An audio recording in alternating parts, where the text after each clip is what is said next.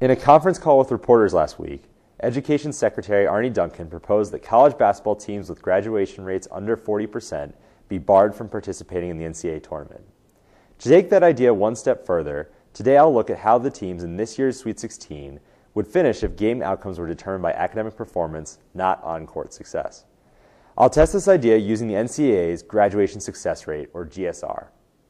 Unlike other graduation rate measures, the GSR does not count students who transfer to another school or leave early to play professionally, so long as they leave in good academic standing. This means that elite programs that send lots of players to the NBA will not see their graduation rate go down as long as their student athletes leave in good standing. So, what would happen if you implemented Duncan's proposal? For starters, instead of the Sweet 16, we'd be looking at the Talented 12, as Baylor, Kentucky, Tennessee, and Washington would all be ineligible for having GSRs below 40%. As for the Final Four, Northern Iowa would continue its Cinderella run and win the Midwest bracket thanks to its 78% GSR. Once there, it would fall to Butler, the West bracket champion that has a 90% GSR.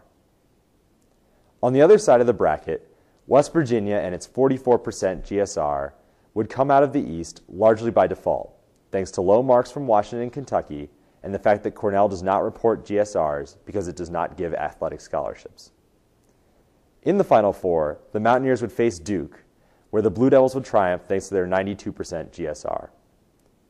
This sets up a championship game matchup of Duke versus Butler, where Duke squeaks by with its slightly higher GSR.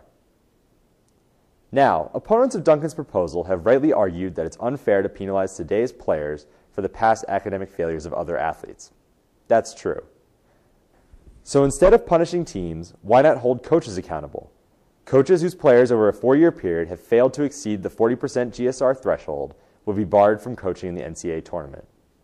This makes it possible to both not punish players, and you could continue the rolling average when a coach moves from school to school so they can't outrun their past failures.